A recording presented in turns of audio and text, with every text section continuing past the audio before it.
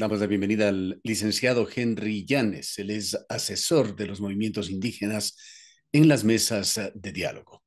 Licenciado Llanes, la expectativa está abierta en el país. Los movimientos indígenas de alguna manera han advertido no estar conformes con el progreso que se ha tenido en esta discusión en las mesas de diálogo, y uno de los puntos icónicos es justamente el que usted está tratando y asesorando, el de las determinaciones que se tomen con respecto a la focalización del subsidio de los combustibles. Entendemos que la próxima semana, a mediados de semana, habrá una nueva sesión. ¿Qué es lo que se viene discutiendo en el interim, tanto por parte del gobierno como por parte de los representantes de los indígenas? Muchas gracias por la invitación, cordial saludo para usted y para la audiencia. Bueno, han habido cuatro sesiones en estos encuentros entre el bloque de gobierno y el bloque social de la CONAIE, de la FEINA y de la FENOCIN. Han sido cuatro sesiones importantes, yo diría, porque primero ha permitido conocernos, intercambiar criterios, escuchar los criterios de lado y lado y luego ir procesando la información de estos diálogos por separado. Entonces, han habido dos intervalos de una semana, esta es la segunda vez ya, la segunda semana, anteriormente fueron de 2 días, ahora han sido, como digo, ya 2 semanas que le hemos pedido al gobierno, comedidamente, que nos presente estudios sobre el tema de la comercialización, de la fijación de precios y de lo que es el subsidio de los combustibles, ¿no?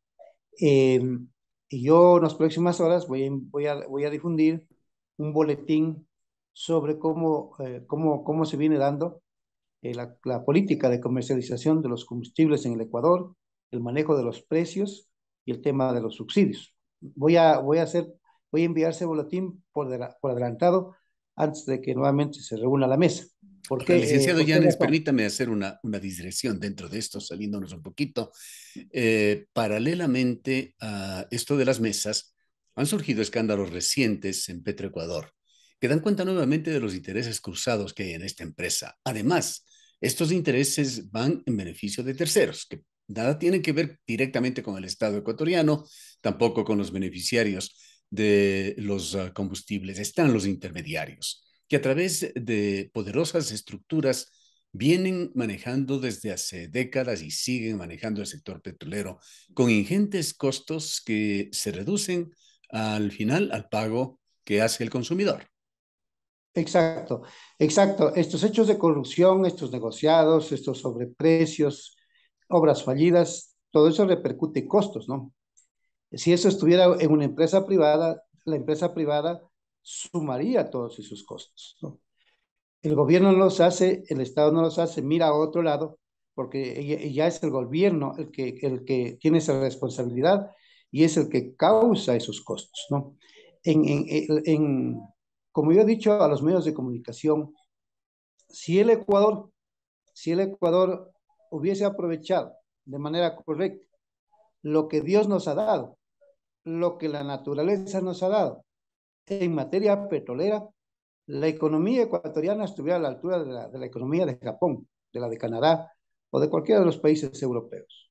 Porque nosotros, como somos un país pequeño, pero al haber dispuesto como reservas originales comercialmente explotables de 6.000, sobre los 6.500 millones de barriles en el subsuelo, eh, mire que si hubiéramos aprovechado esos 6.500 mil millones de barriles en el subsuelo y lo hubiéramos llevado a la petroquímica, y que hoy dicen los ingenieros químicos especializados en refinación de hidrocarburos que de la petroquímica se generan 4.000 productos.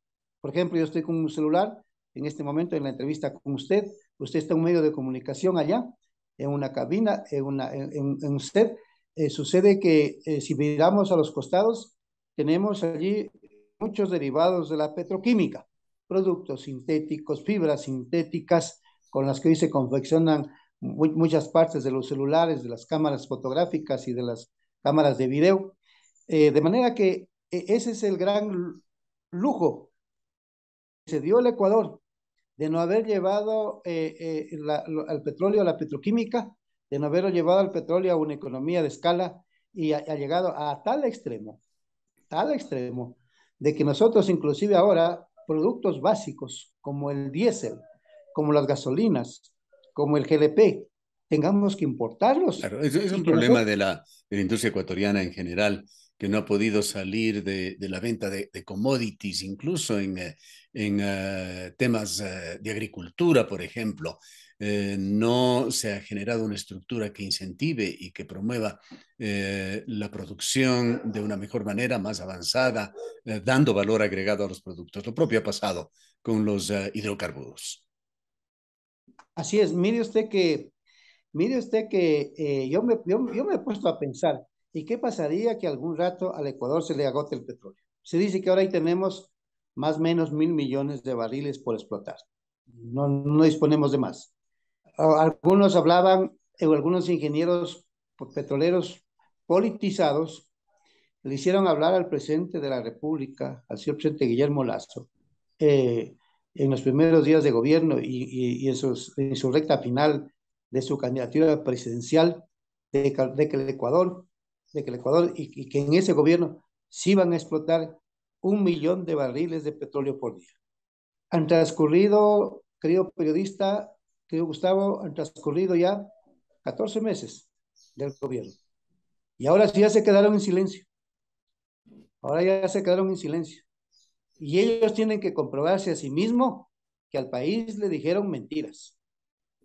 Que al país, que frente al país, frente al elector y por captar el voto, le dijeron una afirmación demagógica que no la van a poder cumplir. Entonces, estos ingenieros que dijeron, ingenieros petroleros, que es lo que a mí me admira, pero claro, se politizaron y como no tienen una buena formación de la política real, de la política que se sustenta en principios científicos, como no tienen esa formación, entonces se invirtieron a la acción política a decir esto. Entonces, yo siempre les pregunté, si se hacen explotado 6.500, más de 6.500 millones de barriles del subsuelo, ¿en dónde están las reservas para explotar 1 millón de barriles de petróleo por día? Si los campos petroleros tienen 50 años, ¿de dónde están, de dónde se podrían explotar el 1 millón de barriles de petróleo por día? Yo no soy ingeniero geólogo, yo no soy ingeniero geofísico, yo no soy ingeniero petrolero, yo no soy ingeniero en yacimientos, yo no soy ingeniero en producción petrolera. ¿Ya? Pero yo trabajé 22 años en el sector petrolero y en mi caso Dios me dio una ventaja, soy sociólogo y nosotros los sociólogos somos investigadores y sabemos indagar a la realidad. Y entonces yo siempre les pregunté, es difícil que eso se dé en el país, lo que ustedes están diciendo. A los ingenieros, tuve una conferencia como 70, 80 ingenieros, que fueron más en la campaña electoral. Yo les dije, porque era un foro de ingenieros, petroleros, geólogos, físicos, ¿no? Muchos de ellos que yo los conozco, que trabajaron en la industria. Yo trabajé 22 años. Entonces digo, un sociólogo les está preguntando a ustedes, ¿de dónde van a sacar el millón de barriles de petróleo por día si está esta realidad? El tiempo me ha dado la razón. En No la su van a sacar del criterio, Ecuador. licenciado Llanes, ¿hasta cuándo hay reservas petroleras para Ecuador? Yo lo que creo que si no se implementan tecnologías, por ejemplo, de recuperación secundaria, es decir, de los mismos yacimientos actuales que ya tienen 50 años, 40 años, 30 años de explotación petrolera, si no se hace allí la incorporación de una tecnología, que es lo que le acabo de mencionar, de recuperación secundaria, o a lo mejor de recuperación terciaria, que es ir a mayor profundidad en la perforación de los yacimientos. Entonces, si no se hace eso, eh, se dice que tenemos 1.000 millones de barriles de petróleo por día. Actualmente se explotan cerca de 200 millones de barriles al año. ¿Para cuánto tendríamos petróleo? Si es que vamos a este ritmo, para 5 años. ¿Ya? Bien. Entonces a mí me... Vayamos al tema fundamental que nos ocupa, este de la focalización. Usted, y entiendo, comparten con esto sus asesorados, los representantes indígenas, han propuesto esa teoría que usted la ha definido como de tres carriles, que lo ha explicado ya previamente y la mayoría de nuestros oyentes lo conocen. Pero hay varios otros economistas y expertos que ensayan fórmulas de solución. Entre ellos está Alberto Acosta Burneo, entre ellos está el economista Marco Flores. No sé si ha conocido usted las propuestas que ellos han hecho. Marco Flores, por ejemplo, considera que lo fundamental se puede lograr a través de un manejo, una manipulación, diríamos, del IVA, focalizando a través de este manejo del IVA una redistribución de riqueza en el Ecuador. Sí, y sí, yo no los he escuchado a ellos, los conozco mucho tiempo atrás. Son hombres públicos, ¿no? Y economistas muy respetables en sus opiniones, pero el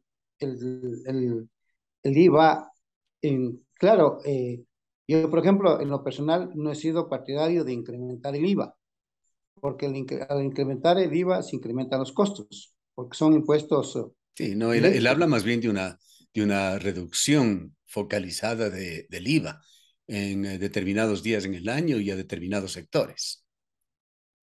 Sí, no estaría mal, porque sí, porque yo he sido más bien partidario de bajar el IVA a un 10% para bajarle costos a la economía, pero claro, esa propuesta podría ser correcta, pero una vez el gobierno de Correa, cuando fue electo en el año 2006, y, hizo un foro, el equipo de gobierno del área económica hizo un foro aquí en el Hotel Colón y me invitaron a ese foro, los potenciales funcionarios del gobierno del área económica. Y entonces yo siempre he sido partidario de bajar el IVA a un 10%. Ujú. Entonces, claro, entonces me llamaron a ese foro. Yo les hice la pregunta. Muy bien, si se baja el IVA del 12% al 10%, yo les pregunto, se van a reducir los precios, el costo final se va a reducir, perdón, el precio final, el precio de venta al público se va a reducir Ujú. de los bienes y servicios que se facturan con IVA. ¿Ustedes Ujú. están seguros Bien. de que eso se puede dar en el país? Licenciado Bueno, Llanes, no dijeron nada, se quedaron ya. callados. Antes que discutir a fondo, ni siquiera podemos hacerlo por limitaciones de tiempo, con un poquito de profundidad cada una de esas propuestas que se han dado. La pregunta más bien que quisiera hacerles, ¿qué tan abiertos, qué tan permeables están los sectores indígenas a escuchar otras propuestas y razones? Sí, justamente se va a conformar una mesa técnica especializada de 2 personas por organización, entiendo que son, serían 6, el gobierno pondría 6, y esa mesa tendría que abrir la agenda para recibir opiniones de varias personas que dicen conocer, que dicen que tienen una propuesta, que tienen una idea de cómo manejar la focalización de los combustibles, ¿no? Entonces yo tengo como creo que son 6 o 7 personas que me han llamado, que dicen que yo sí puedo, yo sí tengo, yo estoy en capacidad de armar una propuesta para la focalización de los combustibles. Entonces yo les he dicho, espere que se constituya esta mesa y si a mí, la organización indígena, en este caso la FENACIN, que es la que me ha pedido de que les acompañe, si ellos me delegan a esta mesa, yo plantearé que se lo reciba a Claro, ustedes claro para que que... el tiempo apremia. Los propios actores se pusieron de común acuerdo un plazo de nada más que 90 días, de los cuales ha transcurrido ya un tercio. Pero vayamos, licenciado Llanes, también al otro lado. ¿Qué es lo que está haciendo el gobierno nacional? ¿Con quién se está asesorando? ¿Qué propósito tendría esto que entendemos fue parte de un común acuerdo con los sectores indígenas, el de ingresar a un relator de las Naciones Unidas para acompañar en este proceso?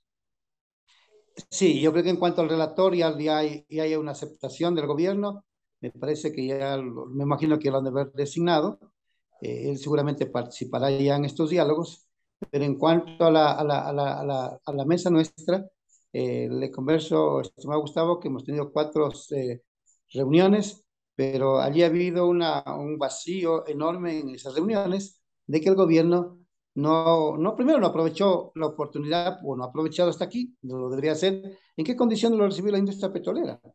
¿En qué condiciones ha recibido la industria petrolera? Y luego, este gran capítulo, ¿cuáles son los volúmenes de producción nacional? Es lo que le decimos, los costos, ¿ya? El subsidio que tienen los productos que se generan en el país, cuáles son los costos, cuáles son los precios, cuáles son los subsidios que se da con los volúmenes de Pero el importación. gobierno, entendemos, estará también indagando, asesorándose, tratando de configurar de la mejor manera esta problemática que requiere una solución.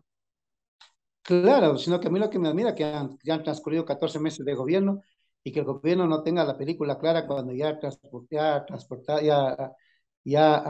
ha transcurrido más del 25% de su mandato. Me parece algo inaceptable que el gobierno no tenga hasta aquí una información precisa y que no sepa qué es lo que hay que hacer en el manejo de la industria petrolera. O sea, ¿Qué espera eso usted, licenciado Yanes, suceda el miércoles de la próxima semana? yo creo que hemos de recibir, porque así tiene que ser, hemos de recibir la información, los estudios, los datos del gobierno. Y lo segundo, allí se tiene que poner de acuerdo de quiénes serían los integrantes de la mesa. Me parece que eso sería, y después me imagino que le van a diseñar un cronograma de trabajo a la comisión, a esta comisión especial, para que en función de un cronograma realice el trabajo. Entiendo que esas tres cosas será lo que se convenga la próxima semana y entonces ya las cosas se pueden concretizar un poco más. Pero yo le digo, Gustavo, que en estos 90 días lo que puede quedar en claro es la parte conceptual, es de Ujú. cómo aplicar esta cosa. Y luego, si se llega a ese acuerdo, esto que simplemente, esto para hacerlo operativo, a este concepto de la focalización del subsidio a los combustibles, yo diría que eso demorará 6 meses o 9 meses, o a lo mejor hasta un año, que se logre implementar técnicamente Quizá esta esto propuesta. no signifique que luego de 60 días, cuando se cumplan los 90, No, vayamos a tener nuevas paralizaciones. no, Finalmente, pues el no. tiempo se nos ha agotado prácticamente ya. Licenciado Yanes, cuéntenos qué papeles están cumpliendo otros asesores del sector indígena, como Pablo Dávalos, Vilma Salgado. Ellos creo que están en la comisión de lo económico, ¿no? Del fomento productivo.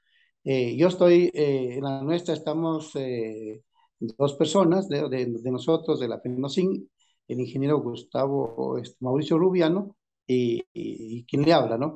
La CONAI tiene dos personas expertas, asesores de ellos, ¿no? Y en el caso de la FEINE, también ellos están con sus dirigentes participando. Es decir, la CONAI no tiene expertos petroleros en este diálogos y tampoco la FEINE tiene expertos petroleros, ¿no? Y en mi caso, como las tres organizaciones actúan en bloque, yo les comparto mis criterios a todo el bloque, es decir, a las tres organizaciones para que en conjunto se informen de este manejo de la Bien, industria petrolera y cómo se debe manejar una esperemos política que las de focalización. soluciones lleguen pronto y sean las más adecuadas para los intereses del país. Gracias, licenciado Yanes, por habernos acompañado. Muchas gracias a usted y siempre a las órdenes. Muy amable. Un El buen día. Pase licenciado bien. Henry Gracias. Yanes Suárez es asesor de los movimientos indígenas en las mesas de diálogo.